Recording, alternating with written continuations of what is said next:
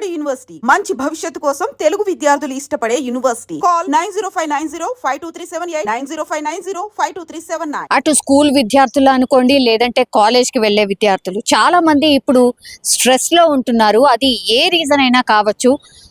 టీచర్ల వల్ల వేధింపులు అనుకోండి, లేకపోతే బయట ఎక్కడన్నా ఎవరైనా వేధిస్తున్న ఇన్సిడెంట్స్ అనుకోండి. ఇట్లా చాలా మంది విద్యార్థులు అయితే వాళ్ళు స్ట్రెస్ లో ఉంటున్న పరిస్థితి, కొంతమంది అయితే అది తట్టుకోలేక ఆత్మహత్య చేసుకుంటున్నటువంటి సందర్భాలు కూడా చాలానైతే వింటూ ఉన్నాం.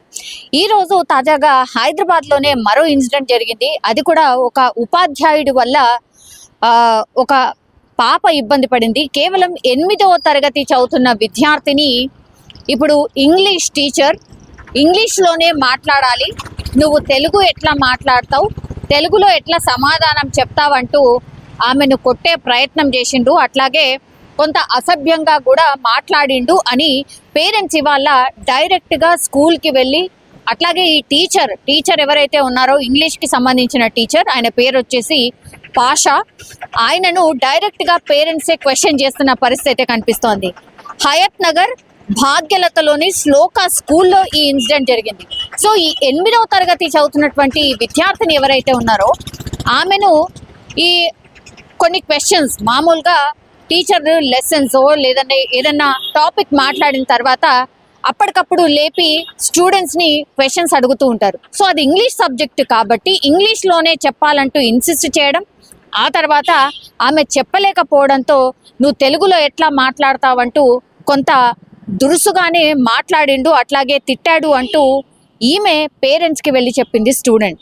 అయితే ఓన్లీ తిట్టడమే కాదు, పాషా అనే ఈ ఇంగ్లీష్ టీచర్ ఎవరైతే ఉన్నారో కొట్టాడు అని కూడా ఈ స్టూడెంట్ కంప్లైంట్ చేసిన పరిస్థితి కనిపిస్తోంది. సో ఈ విషయాన్ని భయపడకుండా, మామూలుగా అయితే పిల్లలు కొంతమంది అయితే స్కూల్లో ఏదైనా జరిగితే పేరెంట్స్కి చెప్పనటువంటి సిచ్యువేషన్సే మనం చూస్తూ ఉన్నాం.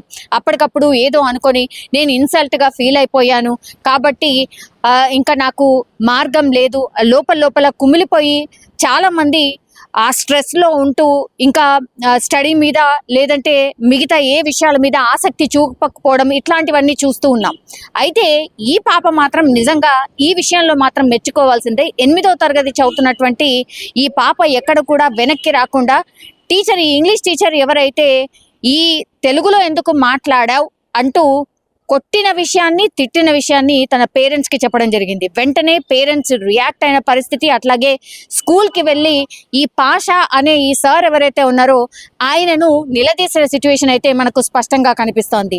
ఎట్లా కొడతావు, సరే మీ ఏజ్లో కావచ్చు, మా ఏజ్లో కావచ్చు, కొట్టినా కూడా మనకు పడే అంత ఉండింది. కానీ ఇప్పుడు పిల్లలు అసలు కొట్టడానికి వీల్లేదు. ఇప్పుడున్న జనరేషన్ పిల్లల్ని డీల్ చేయడం చాలా చాలా కష్టం అయిపోయింది. మీరు ఎవరు కొట్టడానికి, అసలు మీకు ఎవరిచ్చారు పర్మిషన్ అంటూ మాట్లాడడం అయితే స్పష్టంగా మనం చూస్తూ ఉన్నాం. అయినా మన మదర్ టంగ్ వచ్చేసి తెలుగు.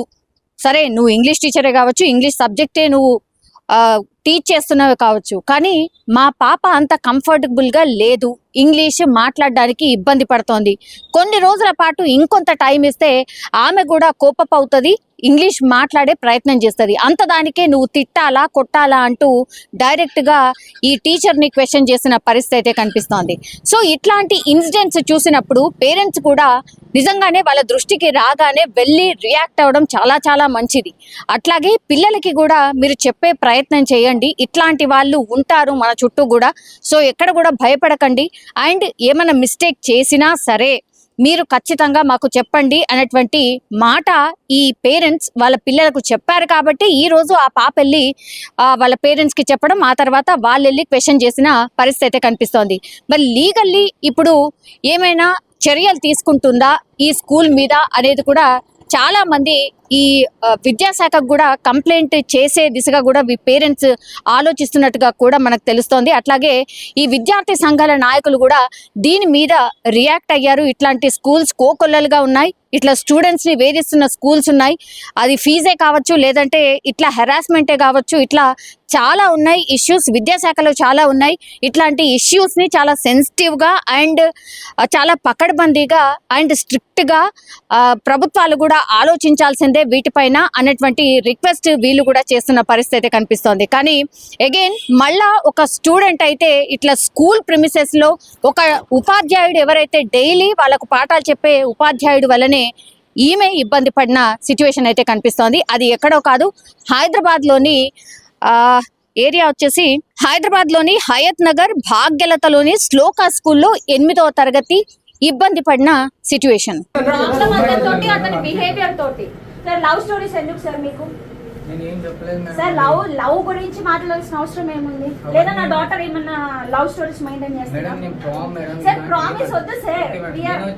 మీరు 30 ప్లేస్ అమ్మాయి 30, మీరు ఆ మాటలు ఎందుకు మాట్లాడాలి? అబద్ధాలు కాదు సార్, అబద్ధాలని కాదు. ఇప్పుడు స్కూల్లో జరిగే discussions, see as a sister or as a mother I be very friendly with my daughter అనుకున్నాను. Even if you are a father, you will be very friendly with your daughter, right? Being friendly with your child, if a child says these things, so నేను ఇంకా మా పాపని స్కూల్కి పంపించగలుగుతాను. నేనేం చేస్తాను? ఎందుకమ్మా ఈ లెవెల్ రూల్స్ అప్పటిదాకా ఇంట్లో కూర్చోంటాను? Because it matters. Respect matters. To every parent respect matters. తను అంత హర్ట్ అయ్యి వాళ్ళ బాబుని కొట్టినందుకే తను వచ్చారు, కానీ నువ్వు మా పాపని కొట్టినందుకే మేము ఇక్కడికి వచ్చాం. కానీ సార్ అంటిల్ అండ్ అన్లెస్ మేము ఇక్కడికి వస్తామా? మీరు మిస్టేక్ చేయలేదు కాదు. Telugu speaking is not wrong thing, because Telugu is our mother tongue. Might be anything sir. Telugu rectify చేయండి సార్. ఐరన్ స్కేల్స్ కొట్టడం, iron scale is not because before generation మమ్మల్ని ఐరన్ స్కేల్స్ కొట్టారు, మమ్మల్ని మ్యాథ్స్ సార్ కొట్టారు. We have done everything. కానీ ఏమైపోతుందంటే మా generation kids ఏంటంటే మా పాప ఈ సార్ వల్ల మెంటల్లీ వెరీ డిప్రెస్డ్. పేరెంట్ బాధ అర్థమవుతుందా సార్ మీకు? చదవడం వద్దు. Only because of this useless fellow. ఇక్కడ సార్ ఆయన ఎక్కడ చదువు చెప్పడానికి కూడా అర్హుడు కాదు. నేను సార్ ఏమనుకోనంటే ఒక మాట, వాడు బర్రెగా సమయానికి వస్తాడు, బర్రెని ఎట్ట కొట్టనీకి వస్తాడు, పిల్లల్ని కొట్టొద్దు. అర్థమైందా సార్? బెటర్ గో టు అదేంది మన డైరీ ఫామ్ పెట్టుకో. నువ్వు పనికిరావు. సారీ ఎందుకు?